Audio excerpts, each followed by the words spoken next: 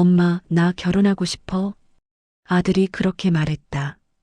도도하고 차분하던 내 감정이 순간 바람 빠진 풍선처럼 어디론가 꺼져내렸다. 결혼? 응. 이미 1년 넘게 만나고 있어. 나는 아무 말도 할 수 없었다. 아들이 연애를 했다는 사실보다 그걸 지금에야 말한 것에 당황한 건지 아니면 결혼이라는 말 때문인 건지. 누군데? 나는 조용히 물었다. 간호사야. 이름은 서하늘. 간호사라는 단어가 귓가에서 맴돌았다. 그게 다야? 성실하고 착하고 엄마도 보면 알 거야. 하늘이는? 하늘? 나는 본능적으로 눈썹을 찌푸렸다. 이름조차 지나치게 순해 보였다. 그날 밤 나는 혼자 사무실에 남아 창밖을 바라보며 생각에 잠겼다. 내가 지금껏 이 재단을, 이 기업을 여기까지 끌고 오기까지 몇 명의 사람을 만났던가. 그중 몇이나 착해서 남았던가.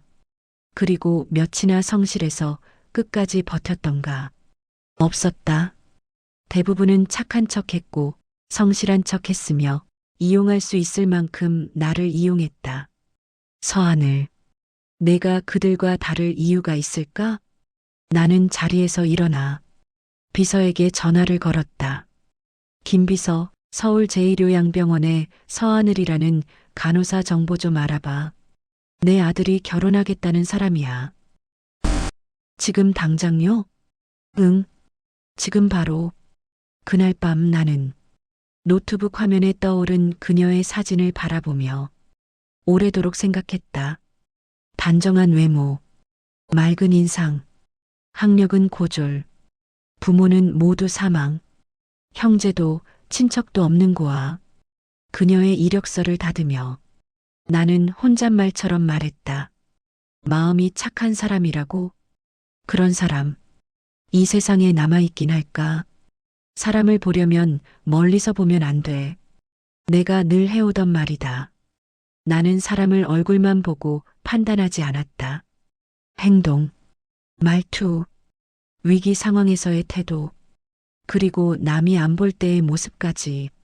그게 진짜 그 사람의 얼굴이라고 생각했다. 서하늘.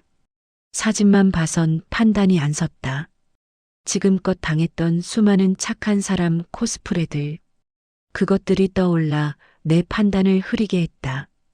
그녀를 만나야 했다. 직접 내 눈으로.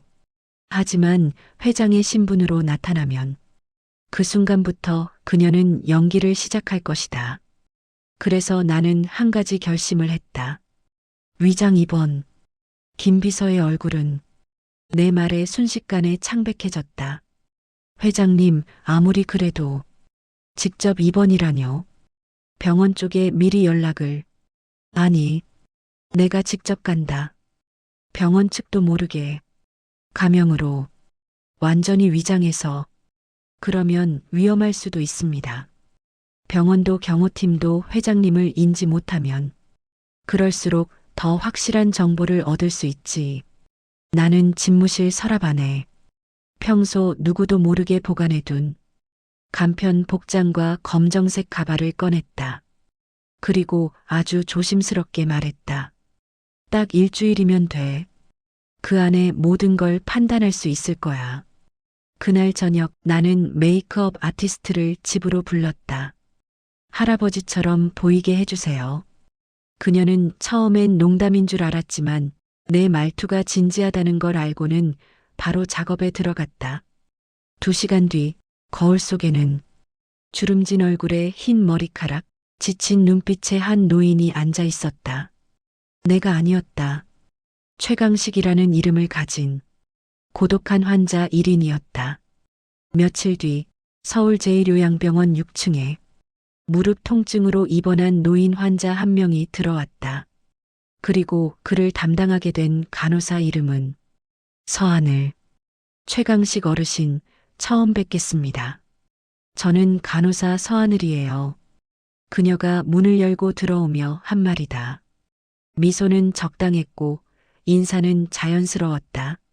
나는 일부러 고개를 돌려 창밖만 바라봤다. 환자처럼 불편한 듯한 표정으로 이름 같은 거 부르지 마. 귀찮아. 그녀는 당황하지 않고 고개를 끄덕였다. 네, 어르신. 그럼 불편한 거 있으시면 언제든지 말씀 주세요. 칭찬은 너무 빠르다. 진짜는 그 다음에 나온다. 그녀는 진료 카트를 밀고 들어와 혈압을 재고 손등을 닦으며 말했다. 혹시 관절 통증은 몇 년 전부터 있으셨어요? 그딴 건 왜 물어? 그녀는 잠시 멈췄지만 표정을 바꾸지 않았다. 통증 기간이 오래되면 약물보다 물리치료가 더 도움이 되거든요. 의사 선생님께 전달하려고요. 누가 치료해 달랬어? 그녀는 조용히 웃었다. 그럼 그냥 이야기만 듣고 갈게요. 이야기만 듣고 간다고? 내가 뱉은 까칠한 말에 보통 간호사들이 보이는 반응은 두 가지다. 억지로 웃으며 무시하고 나간다. 기분이 상해 얼굴에 드러낸다. 하지만 그녀는 정말 듣고만 갔다. 그게 오히려 낯설었다. 다음 날, 그녀는 또 나를 찾아왔다. 그리고 또 묻는다. 아침 식사 입맛에 맞으셨어요? 어린애처럼 묻지 마. 그런 걸 왜 물어? 음식 안 맞으면 배탈 나실까 봐요. 배는 괜찮다. 그녀는 짧게 고개를 끄덕이고 조용히 실내 온도를 확인하더니 내 발등에 담요를 덮었다. 나는 묻지 않았다. 하지만 그녀는 말했다. 다리 부으신 게 조금 심해요. 순환 돕는 압박 스타킹 하나 챙겨올게요. 나는 그 말을 듣고도 별다른 반응을 하지 않았다. 하지만 속으로는 이야기 하나를 곱씹고 있었다. 필요한 걸 내가 말하지 않아도 챙겨주는 사람. 그녀가 병실 문을 닫고 나가자 나는 핸드폰 메모장에 이렇게 적었다. 1일차 친절하다. 반응은 조심스럽고 억지스럽지 않다. 하지만 아직도 모른다. 연기일 가능성 있음. 나는 지금도 믿고 싶지 않았다. 너무 좋은 사람은 오히려 더 의심스럽다는 걸 너무 많이 겪었으니까. 셋째 날 아침이었다. 나는 병실 창가에 앉아 조용히 신문을 펼치고 있었다. 의도적으로 커튼을 살짝 걷고 복도에서 사람들이 지나가는 모습을 슬쩍슬쩍 엿보았다. 그녀는 여전히 시간에 맞춰 내 병실에 들어왔다. 오늘은 신문도 읽으시네요. 활기차 보여서 다행이에요. 그 말에 나는 일부러 신문을 내려놓으며 말했다. 너무 친절하게 굴면 사람이 불편한 거 모르나? 그녀는 웃지 않았다. 그저 조용히 말했다. 맞아요. 간혹 그런 분들도 계세요. 근데 불편하시더라도 오늘은 꼭 기저귀를 갈아드릴게요. 밤새 몸이 많이 부으셨거든요. 나는 순간 당황했다. 그건 아무도 눈치채지 못한 부분이었다. 지켜보는 눈이 예사롭지 않군. 그녀는 조용히 내 손을 잡고 부드럽게 말했다. 괜찮아요. 창피해하지 않으셔도 돼요. 다 똑같아요. 아프면 다 작아지는 거니까요. 그날 점심 나는 일부러 식사를 흘렸다. 숟가락을 떨어뜨리고 식판을 밀치고 짜증을 섞어 행동했다. 입맛이 없어. 가져가. 서하늘은 식판을 조용히 들고 나가며 다른 간호사에게 이렇게 말했다. 어르신 오늘 위장 상태 안 좋으신 것 같아요. 죽으로 바꿔드리면 좋을 것 같아요. 그리고 오후 병원 복도를 걷던 중 우연히 간호사 스테이션 쪽에서 서하늘과 다른 간호사 2명이 대화하는 걸 들었다. 서하늘 씨, 왜 저 어르신만 맡으면 그렇게 오래 걸려? 그냥 좀 더 천천히 하려고요. 말은 거칠어도 은근히 눈빛이 따뜻하시잖아요. 눈빛이 따뜻하다고? 나는 처음으로 그녀가 내 속을 정면으로 꿰뚫고 있는 것 같았다. 그건 단순한 관찰이 아니었다. 공감이었다. 밤이 되자 병실에는 정막이 흘렀다. TV에서 틀어준 다큐멘터리도, 소리 죽여 돌아가는 에어컨 바람도 모두 나를 불편하게 했다. 그러던 중 문이 살짝 열렸다. 서하늘이었다. 손에 전기담요를 들고 오늘 밤 기온이 떨어진대요. 다리 말라 있으시면 혈류 더 안 좋아질까 봐요. 나는 아무 말도 하지 않았다. 그저 조용히 담요를 덮었다. 그녀가 방을 나서기 직전 나는 작게 중얼거렸다. 이런 것도 간호사 교육에 있어? 그녀는 돌아보지 않고 대답했다. 아니요. 사람 마음 챙기는 건 가르쳐 주는 게 아니더라고요. 그날 밤 나는 오랜만에 깊은 잠을 잤다. 그리고 꿈속에서 죽은 아내가 나에게 이렇게 말했다. 지훈아, 사람을 믿는 게 그렇게 어렵니? 그날 오후 병동에 갑작스럽게 응급경보음이 울렸다. 603호 혈압 급강하. 응급 대응 요청. 스피커로 퍼지는 다급한 목소리. 나는 복도 의자에 앉아 조용히 그 소리를 듣고 있었다. 복도 끝에서 서하늘이 전속력으로 달려가는 모습이 보였다. 그녀는 걸음이 아닌 전력 질주를 하고 있었다. 순간 나도 따라가고 싶었다. 하지만 지금은 노인이었다. 움직일 수 없다는 설정에 스스로를 묶은 채 그녀가 뛰어가는 뒷모습만 바라봤다. 10분 뒤 간호사 스테이션으로 의사가 다가왔다. 누가 먼저 심폐소생술 들어갔어요? 서하늘 간호사요. 처음부터 끝까지 혼자 다 했다고? 네. 의사 오기 전까지 CPR 7분 넘게 이어갔어요. 나는 놀라지 않았다. 그녀라면 그럴 수 있을 거란 예감은 있었다. 하지만 그 이상이었다. 감정도 없고 카메라 앞도 아니고 심지어 상급 간호사도 아닌 그녀가 망설이지 않고 행동했다. 그날 저녁 나는 일부러 그녀에게 물었다. 그 환자 살렸나? 네. 지금은 안정되셨어요. 무섭지 않았어? 무서웠죠.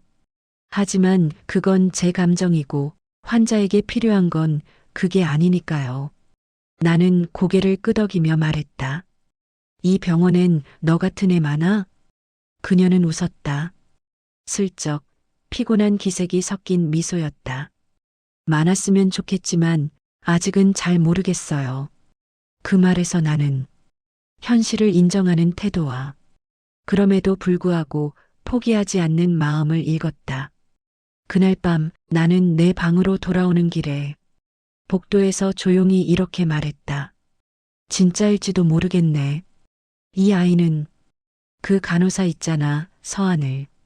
이번에도 또 밤근무 추가 들어갔대. 진짜?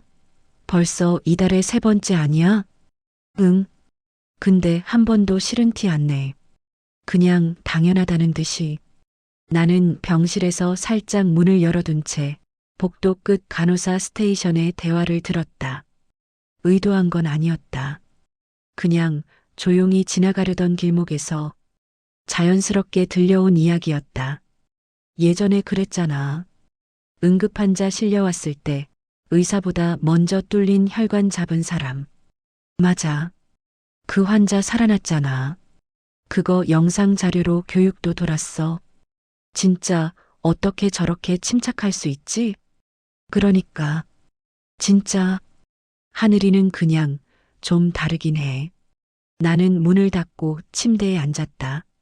마치 내 아들의 여자친구가 아니라 한 명의 독립된 전문가로서 그녀를 다시 보게 되었다. 이 아이는 자기 이름 하나로 누구보다 단단히 살아가는 사람이구나. 며칠 후 나는 복도에서 청소 아주머니와 마주쳤다. 어르신 괜찮으세요? 괜찮소. 근데 저기 서하늘이라는 간호사 오래 일했나? 그 아주머니는 얼굴에 미소를 머금고 말했다. 아이고, 하늘 양이요? 그 애는요, 진짜 귀해요. 귀해? 아무리 힘들어도 인상 한 번 안 쓰고요.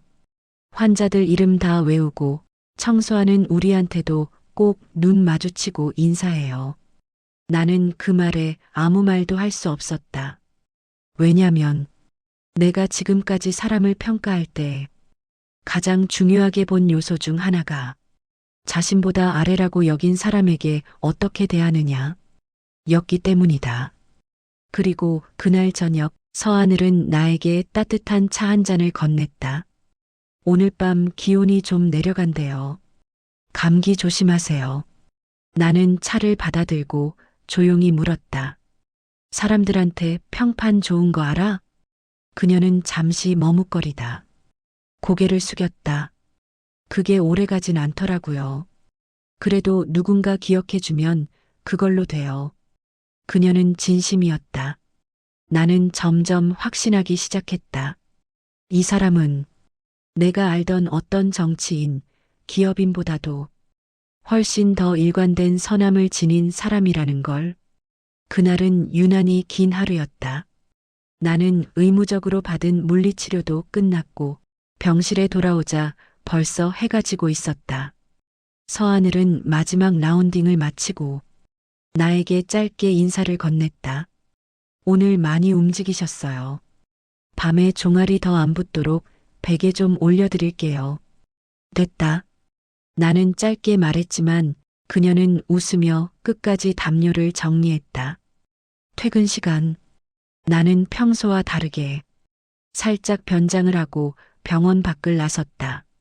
운전기사는 모르게 했다. 그리고 비서에게는 산책 겸 통화할 일 있다고 둘러댔다. 오늘은 그녀를 따라가 볼 생각이었다. 이쯤 되면 단순한 의심은 아니었다. 이제는 궁금했다. 사람으로서, 한 여성으로서 그녀가 어떤 하루를 살아내는지. 조금 뒤 나는 병원 인근 오래된 골목길의 작은 국밥집 앞에서 서하늘이 하얀 에코백을 어깨에 메고 누군가에게 인사하는 걸 보게 되었다. 할아버지, 오늘 저녁 드셨어요? 허름한 외투를 입은 노인이 아니하고 중얼거렸다. 그녀는 아무 말 없이 에코백 안에서 도시락과 따뜻한 물병을 꺼냈다. 내가 찜질팩도 챙겨왔어요. 오늘 밤 바람 좀 불어요. 그녀는 쭈그려 앉아 노인의 손을 살피며 말했다. 노인의 손등은 검게 타고 손톱 주변은 갈라져 있었다. 그녀는 마치 그 자리가 병원인 듯, 마치 그 노인이 환자인 듯 대했다. 나는 멀찍이서 그 장면을 보며 심장이 서서히 조여오는 걸 느꼈다. 누가 시킨 것도 아니고 누가 보라고 한 것도 아닌데 그녀는 그저 자기 시간을 누군가의 하루를 따뜻하게 하는 데 썼다. 다음 날 나는 아무렇지 않게 그녀에게 물었다. 퇴근하고 뭐 해? 그냥 걷거나 뭐 사람 좀 만나고요. 그 사람이란 게 노숙자인가? 그녀는 살짝 놀란 듯 눈을 동그랗게 떴다. 보셨군요. 왜 그런 걸 해? 그녀는 웃으며 말했다. 그분들이 제 진짜 환자들이었거든요. 병원엔 돈 내고 올 수 없는 사람들 많아요. 나는 아무 말도 할 수 없었다. 그날 아침 나는 내 일기장에 이렇게 적었다. 이 아이는 자신이 가장 귀한 시간을 가장 아무 데가 없는 사람에게 쓴다. 하늘이 어때? 아들의 메시지는 짧고 직설적이었다. 나는 그날 밤 침대에 누운 채 한참을 망설이다. 답장을 하지 않았다. 이틀 뒤 그가 병원에 찾아왔다. 엄마, 아니 회장님. 그의 말에 나는 무표정하게 말했다. 왜 왔니? 하늘이 보고 싶었어요. 요즘 회장님 병원에 자주 입원하신다고 들어서 지금은 내가 입원 중인 환자야. 회의도 보고서도 없어. 너도 그냥 환자 보호자처럼 앉아 있어. 그는 고개를 숙인 채 내 옆에 조용히 앉았다. 우리는 한참 동안 말을 하지 않았다. 그 침묵 속에서 나는 그의 손을 슬쩍 바라봤다. 서류를 넘기고 회의를 주도하던 손이 아니라 지금은 애써 침착하려는 손이었다.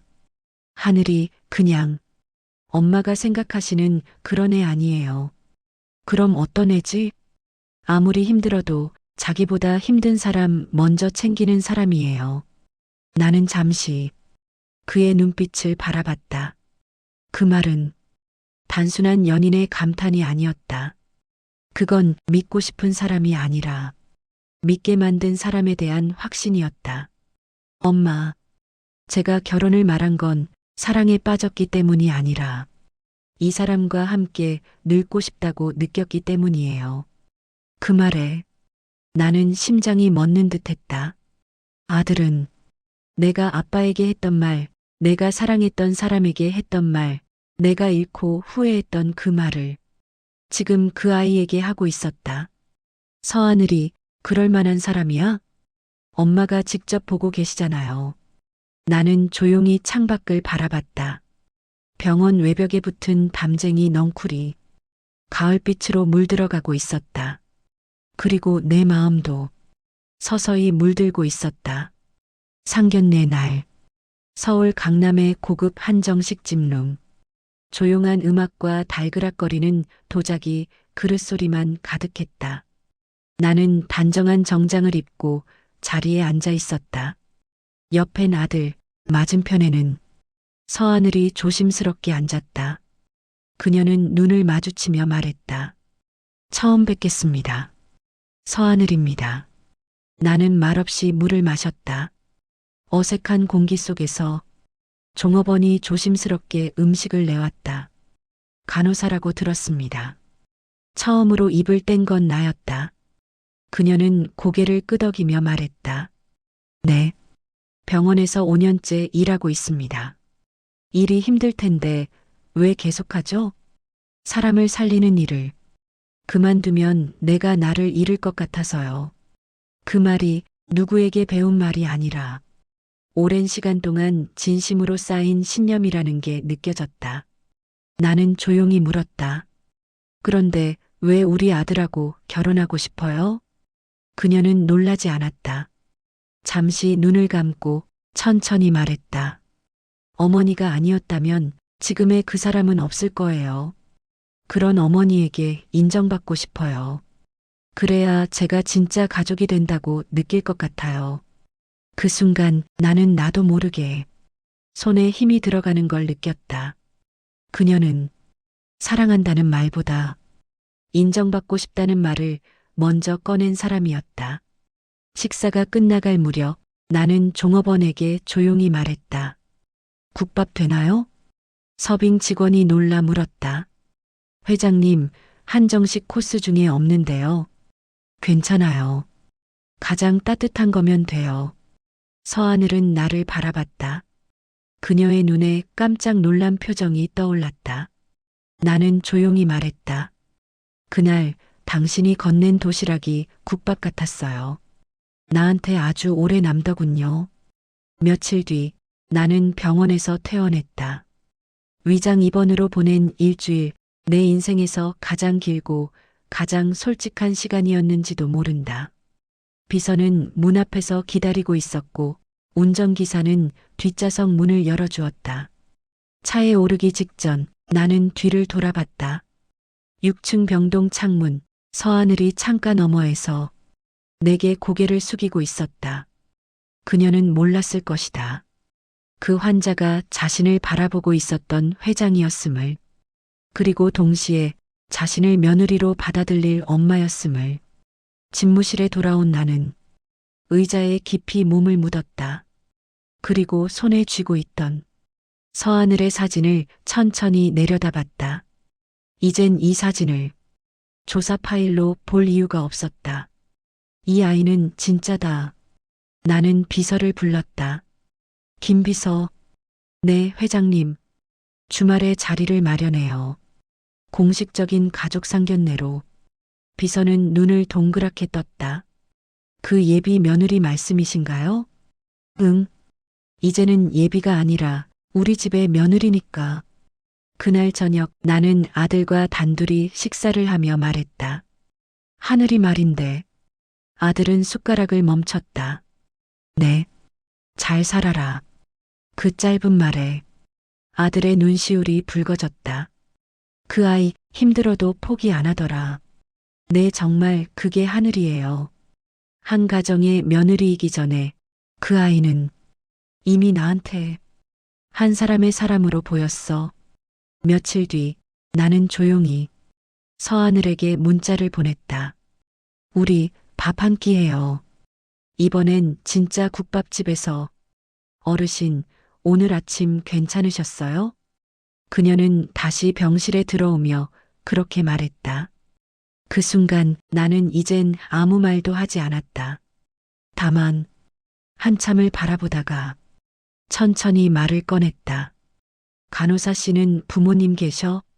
그녀는 그 질문에 살짝 눈썹을 찌푸렸다가 조용히 고개를 저었다. 아버지는 제가 5살 때 돌아가셨어요. 건설 현장 사고였대요. 어머니는 중학교 때 폐암으로. 그녀는 말을 아끼며 고개를 숙였다. 그래서 혼자 컸겠네. 네. 고모집을 전전하다가 고등학교는 자취하면서 다녔어요. 힘들었겠다. 네. 근데 덕분에 사람한테서 따뜻함을 기대 안 하게 되더라고요. 그런데 왜 지금은 다른 사람한테 그렇게 따뜻하게 구는 거야? 그녀는 그 질문에 잠시 망설이다가 작은 미소를 지으며 말했다. 한 번은요. 겨울에 밥이 없어서 편의점에서 삼각김밥 하나를 샀는데 계산할 돈이 100원이 부족했어요. 그래서 계산대 직원이 그냥 주셨어요. 다음에 오면 갚아요라고. 그거 작은 일이잖아. 근데요, 저 그 삼각김밥 먹으면서 울었어요. 그녀의 목소리는 떨리지 않았지만 그 눈빛엔 어릴 적 상처가 아직도 아물지 않은 채 깊이 남아 있었다. 그래서 지금도 생각해요. 누군가가 외롭거나 아플 때 100원처럼 작은 따뜻함이면 그 하루를 견디게 해줄 수도 있겠다 하고요. 나는 그 말을 들으며 머릿속에 오래도록 맴도는 문장이 있었다. 사람은 받은 만큼 되돌린다. 하지만 어떤 사람은 받은 것보다 더 크게 되돌린다. 서하늘은 그런 사람이었다. 그날 병원 복도는 유난히 조용했다. 서하늘은 약 봉투를 들고 내 병실에 들어왔다. 어르신, 오늘은 약 종류가 조금 바뀌었어요. 의사 선생님께서 무릎 부종 상태 보시고요. 나는 그녀의 말을 자르듯 말했다. 서하늘 씨. 그녀는 멈칫했다. 그동안 어르신으로만 불러온 내 입에서 자신의 이름이 나왔기 때문일 것이다. 혹시 무슨 일 있으세요? 나 더 이상 숨길 게 없어서요. 나는 천천히 침대 옆 서랍에서 회장 명함 한 장을 꺼냈다. 서하늘은 그것을 보며 말을 잃었다. 지금까지 회장님이셨던 거예요? 응. 내가 그렇게 증오하던 상류층의 대표였지. 왜 그러셨어요? 그녀의 눈동자는 놀람과 함께 서운함, 혼란, 불안이 교차하고 있었다. 내가 어떤 사람인지 알고 싶었어. 사진으로, 이력서로 아들 말만 들어서는 믿을 수 없었거든. 그래서 병원까지 오셨다고요? 응. 위장 입원까지 하면서 말이지.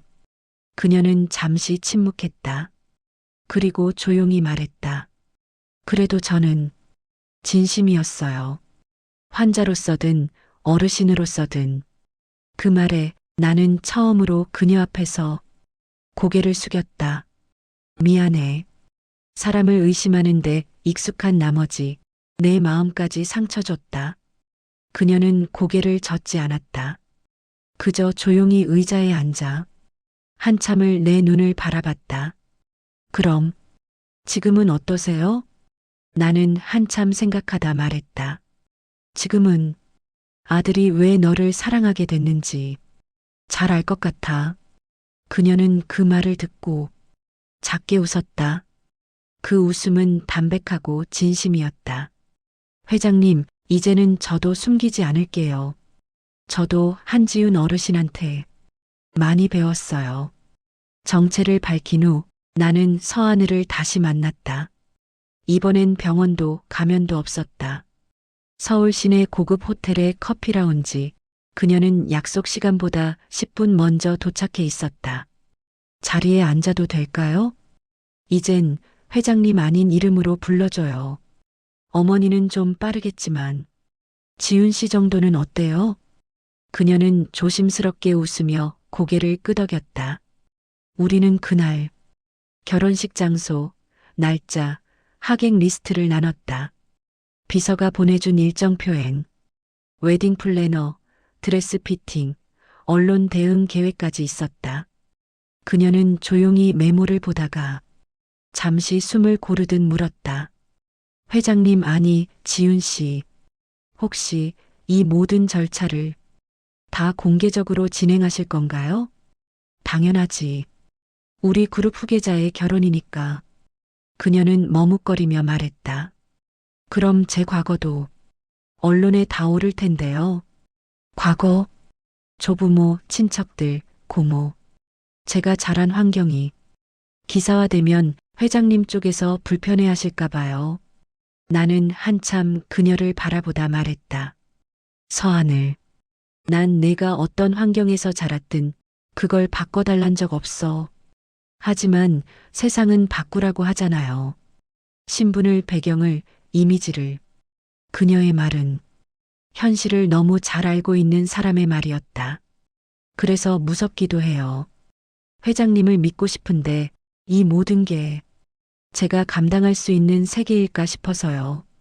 나는 조용히 손을 내밀었다. 하늘 씨가 감당해야 할 게 아니라 우리가 지켜줘야 할 세계야. 그 말에 서하늘은 끝내 눈물을 흘렸다. 지훈 씨가 이런 말씀 해주실 줄은 몰랐어요. 나는 천천히 그녀의 눈물을 바라보며 말했다.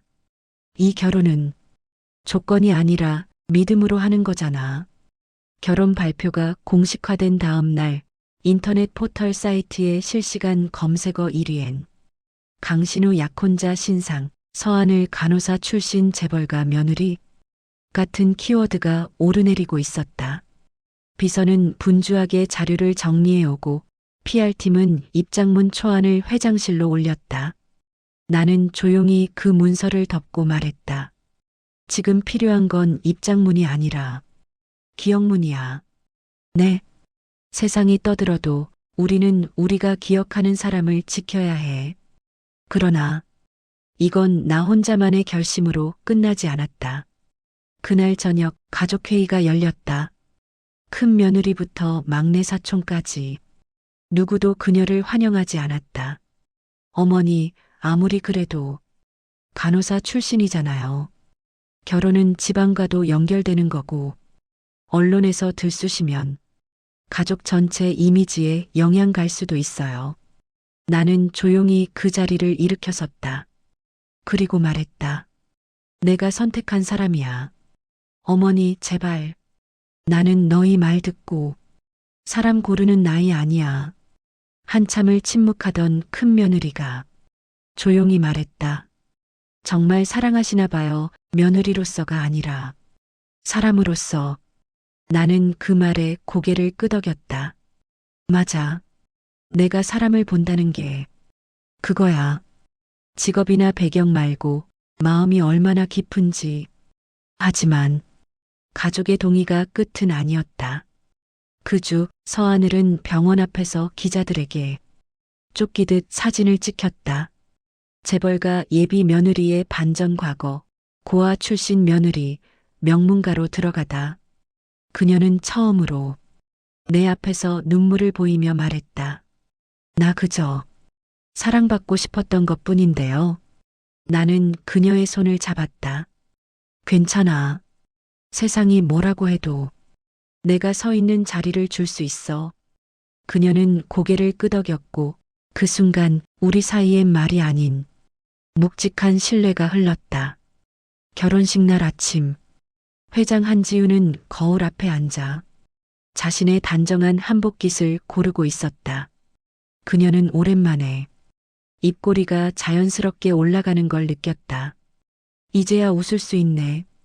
강신우는 대기실에서 넥타이를 매고 있었다. 옆에 앉은 아버지가 말했다. 오늘 어머니께 인사 잘 드려야 한다. 이제는 단지 회장님이 아니라 너의 어머니로 받아들이셔야 하니까. 서하늘은 단정한 흰 드레스를 입고 있었다. 신부 대기실, 조용한 피아노 음악이 흐르고 있었다. 그녀의 손엔 작고 소중한 사진 한 장이 들려 있었다. 중학교 3학년 시절, 교복 위로 희미하게 웃고 있는 어머니의 사진. 엄마, 나 오늘 가족이 되어.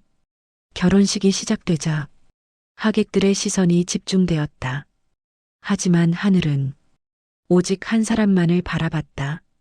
병석에서 자신을 지켜보던 그 눈빛, 국밥집에서 말없이 앉아있던 그 사람, 손을 내밀며 같이 가자고 했던 한지훈. 그녀는 걸었다. 천천히 진심을 담아. 회장은 조용히 입을 열었다. 우리 집에 며느리가 생겼습니다. 단순히 아들의 아내가 아니라 한 사람의 딸로 저의 마음에 자리 잡은 사람입니다. 하객들 사이에 조용한 탄성이 퍼졌다. 식이 끝난 후 회장은 서하늘을 따로 불렀다. 하늘씨, 내 어머니. 이젠 마음 편히 불러요.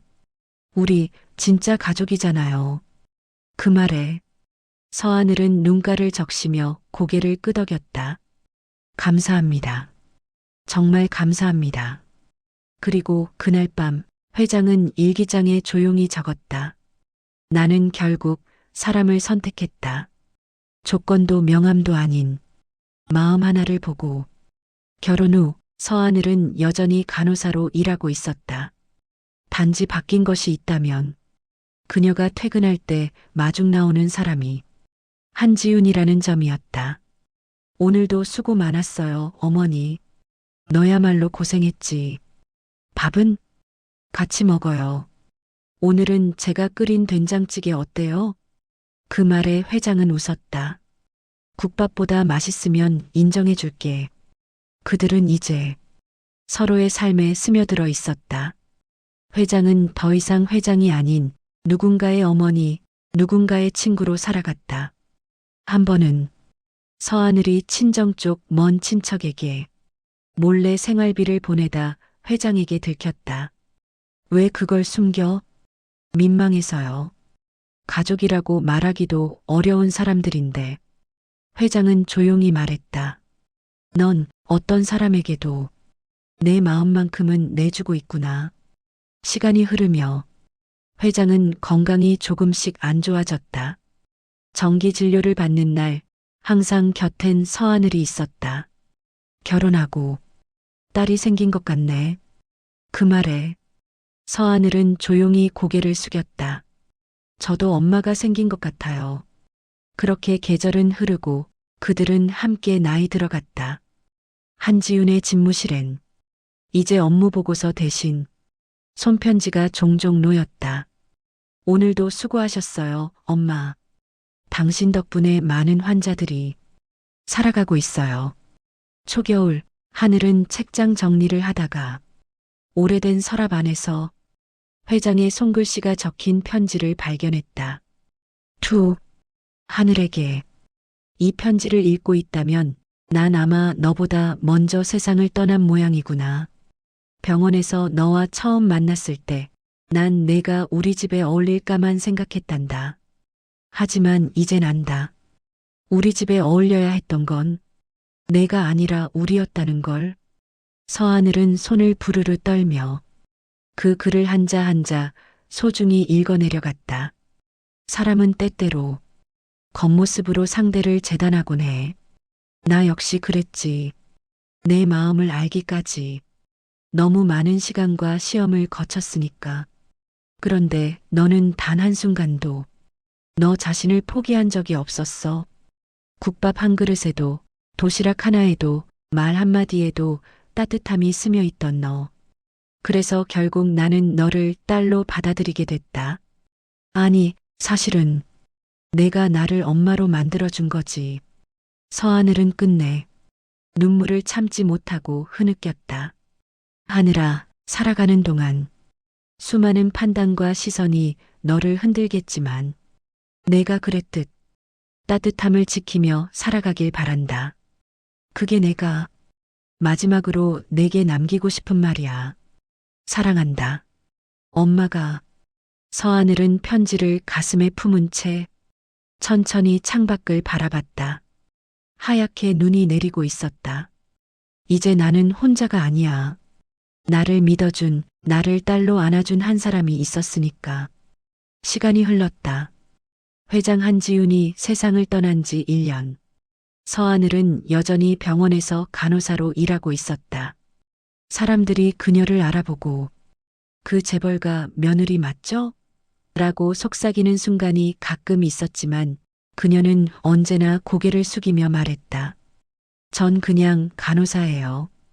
가끔은 회장이 앉아있던 병원 옥상 벤치에 혼자 앉아있곤 했다. 그녀는 들고 있던 종이봉투에서 작은 국밥 도시락을 꺼냈다. 뚜껑을 열고 말없이 국물을 한 숟갈 떠올렸다. 그날 이 국물 덕분에 시작됐죠. 우리 이야기. 그녀는 작은 웃음을 지으며 국밥을 놓고 일어섰다. 강신우는 그녀의 뒤를 조용히 따라왔다. 하늘아. 그녀는 돌아보지 않았다. 응? 오늘 엄마 기일이야. 같이 가자.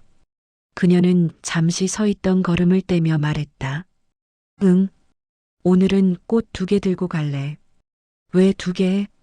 하나는 엄마 거, 하나는 나 거. 우리 둘 다 그 사람 딸이었으니까.